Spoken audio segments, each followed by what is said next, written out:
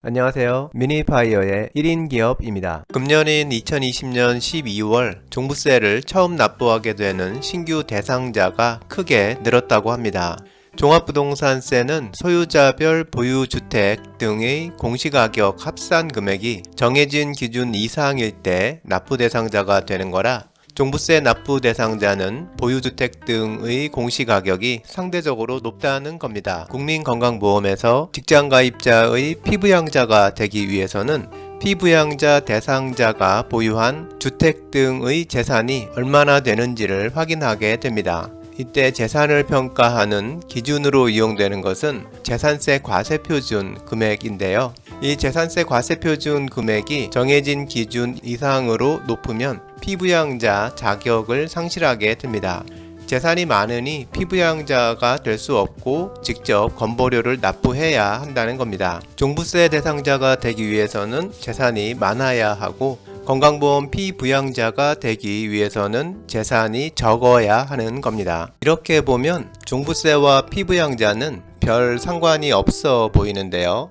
게다가 종부세는 공시가격을 기준으로 이용하고 건강보험 피부양자 자격은 재산세 과세표준 금액을 기준으로 이용하고 있어서 서로 다른 평가 기준을 이용하는 것이라 더더욱 별 상관이 없어 보이는데요. 하지만 사실은 종부세와 피부양자 자격은 서로 밀접하게 연관되어 있습니다. 종부세와 피부양자 자격의 연관관계를 한마디로 정리하면 새로 종부세 납부 대상자가 됐다는 건 피부양자 자격을 상실할 가능성이 높아졌다는 겁니다. 오늘은 신규로 종부세 납부 대상자가 됐을 때 건강보험 피부양자 자격을 상실하게 될 수 있는 상황에 대해서 정리해 보겠습니다. 종부세와 피부양자 자격 상실 사이의 관계를 정리하기 위해서 먼저 종부세 납부 대상자와 건강보험 피부양자 자격 상실 기준을 간략히 정리해 보면요. 종부세 납부 대상자는 1세대 1주택자인 경우는 공시가격을 합산한 금액이 9억 원을 초과하면 대상자가 되게 되고 다주택자 등의 경우는 6억 원을 초과하면 종부세 납부 대상자가 됩니다. 건강보험 직장가입자의 피부양자가 되기 위한 자격은 피부양자가 되려는 사람의 소득과 재산을 기준으로 판정하게 되는데요. 피부양자 대상자가 보유한 주택 등 재산의 재산세 과세표준 금액이 5억 4천만 원 이하일 때는 연간소득 합계가 3,400만 원 이하여야 하고 재산세 과세표준 금액 합계가 5억 4천만 원을 초과하고 9억 원 이하일 때는 연간 소득 합계가 1,000만 원 이하여야 합니다. 그리고 재산세 과세표준 금액 합계가 9억 원을 초과하게 되면 소득 여부와 상관없이 피부양자는 될 수 없게 됩니다. 종부세 납부 대상자와 피부양자 자격 요건에서 보면 재산과 관련된 몇 가지 기준 금액이 나오는데요. 종부세에서는 공시가격 6억, 9억, 피부양자 자격에서는 재산세 과세표준 5억 4천만 원, 9억 등이 나옵니다.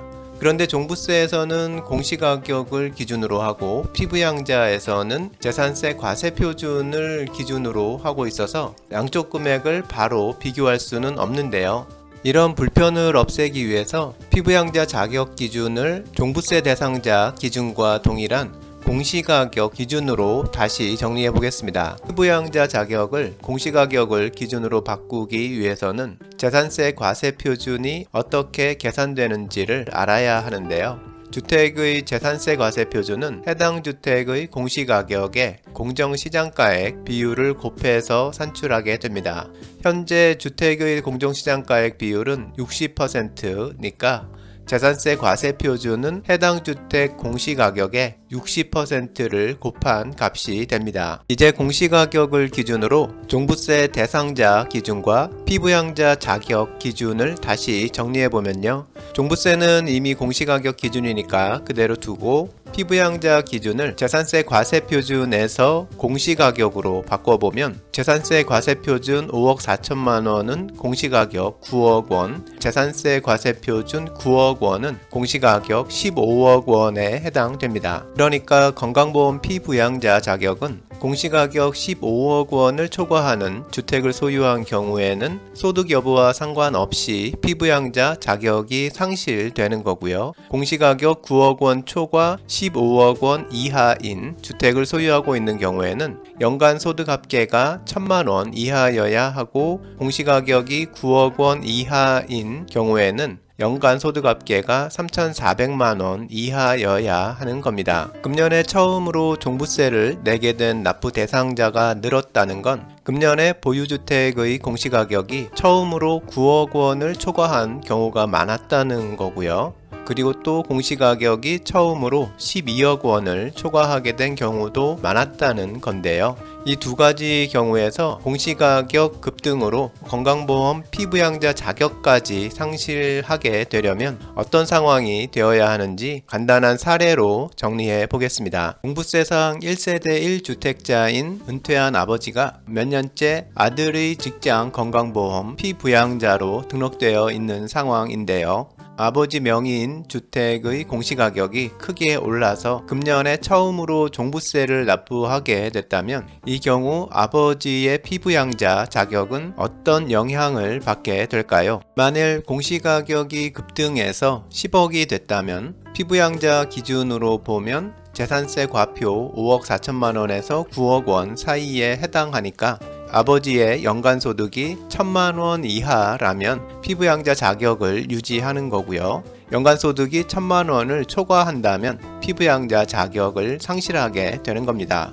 만일 아버지 소유 주택의 공시가격이 더 많이 급등해서 16억이 된 경우라면 아버지의 연간 소득 금액과 상관없이 무조건 피부양자 자격은 상실되게 됩니다. 다음으로 부부 공동 명의로 1주택을 소유하고 있는 경우로 주부인 아내가 남편의 직장건강보험 피부양자로 되어 있는 상태인데요. 소유한 주택의 공시가격이 급등해서 금년에 처음으로 종부세를 납부했다면 아내의 피부양자 자격은 어떤 영향을 받게 되는 걸까요? 먼저 공시가격이 14억이 됐다면 주택의 아내 지분에 해당하는 공시가격은 그 절반인 7억 원이 되는데요.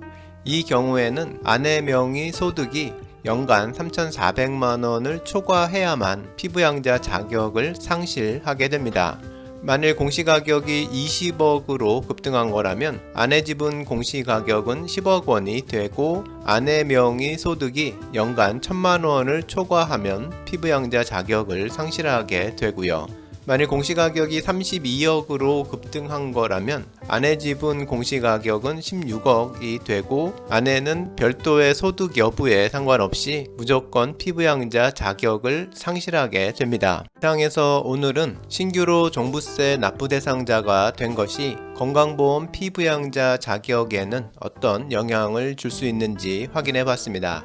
종부세 납부 대상자가 되는 것도 그렇고 피부양자 자격이 상실되는 것도 모두 주택 공시가격 급등과 직결되는데요. 공시가격 상승이 세금뿐 아니라 준조세 성격의 비용도 끌어올리게 되는 거라 관련 제도의 연관성과 변화를 잘 파악하고 있어야겠습니다. 좋아요와 구독 부탁드립니다.